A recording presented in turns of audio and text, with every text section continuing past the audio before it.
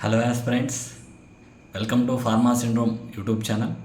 ఈ వీడియోలో మనం ఈరోజు అనగా ఫిబ్రవరి 26వ తారీఖు జరిగిన ఎయిమ్స్ సిఆర్ఈ అలోపతిక్ ఎగ్జామ్ యొక్క రివ్యూ గురించి మాట్లాడదాము. చాలామంది మన వీడియోస్ చూస్తున్నారు కానీ ఛానల్ సబ్స్క్రైబ్ చేయట్లేదు.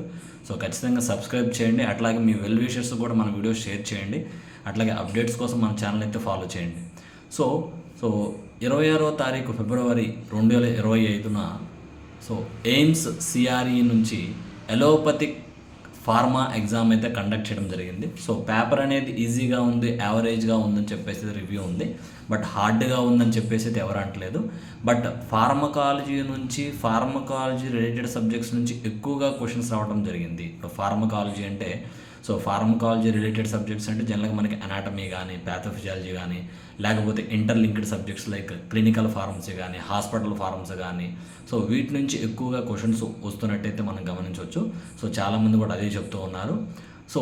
మీరు ఏదైతే అంటే రేపు అంటే 26వ తారీఖు తర్వాత 27, 28లో మనకి గ్రేడ్ 2 ఫార్మసిస్టు అలాగే హోమియోపతి ఫార్మసిస్టు కూడా ఎయిమ్స్ ద్వారా జరగబోతుంది. ఫార్మసీ సంబంధించి చూసుకుంటే కనుక మీరు ఆల్రెడీ 27, 28 ఈ ఫార్మా సంబంధించి ఎగ్జామ్ మీరు రాయబోతున్నట్టయితే కనుక ఆల్రెడీ 26వ తారీఖు రాసిన మీ గ్రూప్స్లో కావచ్చు, మీ ఫ్రెండ్ సర్కిల్లో వాళ్ళని ఖచ్చితంగా కనుక్కోండి ఇంకా డీటెయిల్గా.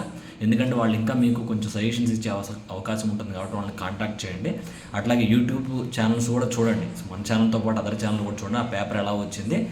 వెళ్ళే ముందు మీరు ఏ సబ్జెక్ట్స్ రివిజన్ చేస్తే బాగుంటుంది అనేది కూడా most probably pharmacology related subjects నుంచి ఎక్కువ బిట్స్ అయితే రావడం జరిగింది. అండ్ మిగతా సబ్జెక్ట్స్ నుంచి కూడా బిట్స్ అయితే రావడం జరుగుతుంది, అది కామన్. బట్ ఫార్మకాలజీ రిలేటెడ్ ఎక్కువగా ఫోకస్ అయితే చేశారు. టెన్షన్ పడాల్సిన పని ఏం లేదు. మీరు ఎప్పటి నుంచో కష్టపడుతూ ఉన్నారు, టైం అయితే వచ్చింది. ఆ టైంకి మీరు ఎంత పర్ఫెక్ట్గా పర్ఫామ్ చేస్తారనే దాని మీదే మీ యొక్క రిజల్ట్ అనేది, మీ యొక్క జాబ్ రావటం అనేది డిపెండ్ అయి ఉంటుంది. ఖచ్చితంగా ఏదైతే ఉందో ఆల్రెడీ మీకు చెప్పాను. అడ్మిట్ కార్డ్ అనేది కంపల్సరీగా మీరు ఏ ప్రింట్ తీసుకున్న కలర్ అయినా నాన్ కలర్ అయినా దాన్ని క్లియర్ కట్గా ఎటువంటి బ్లర్ లేకుండా ఉండాలి.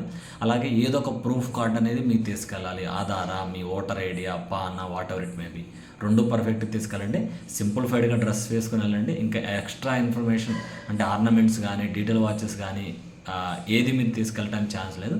పెన్ను కానీ, రఫ్ పేపర్ కానీ అన్నీ కూడా అక్కడే ఇస్తారు. ఓకే, డెఫినెట్గా ఈ వీడియో మీకు యూస్ఫుల్ అయిందనుకుంటున్నాను. డెఫినెట్గా ఎవరైతే 27, 28వ తారీఖులో రాయబోతున్నారో వాళ్ళు 26వ తారీఖు ఎగ్జామ్ రాసిన వాళ్ళు మీ ఫ్రెండ్ సర్కిల్లో ఉంటూ వాళ్ళతో ఖచ్చితంగా మాట్లాడండి. కొన్ని సజెషన్స్ అయితే తీసుకోండి. వాళ్ళ సజెషన్స్ మీకు ఖచ్చితంగా హెల్ప్ అవుతాయని నేను అనుకుంటున్నాను. మన ఛానల్కి అయితే ఖచ్చితంగా సబ్స్క్రైబ్ చేయండి. ఒకవేళ మీరు తెలంగాణ నుంచి అయితే కనుక తెలంగాణ డ్రగ్ ఇన్స్పెక్టర్ కోచింగ్ చూస్తుంటే కనుక మీ ప్రిపరేషన్ స్టార్ట్ చేయండి. నోటిఫికేషన్ అనేది ఖచ్చితంగా వస్తుంది. నోటిఫికేషన్ ఎప్పుడు వస్తుందో మన చేతుల్లో లేదు. బట్ మీరు ప్రిపరేషన్లో ఉంటే కనుక ఖచ్చితంగా మీరు జాబ్ కొట్టే అవకాశం ఉంది. All the best. Thank you.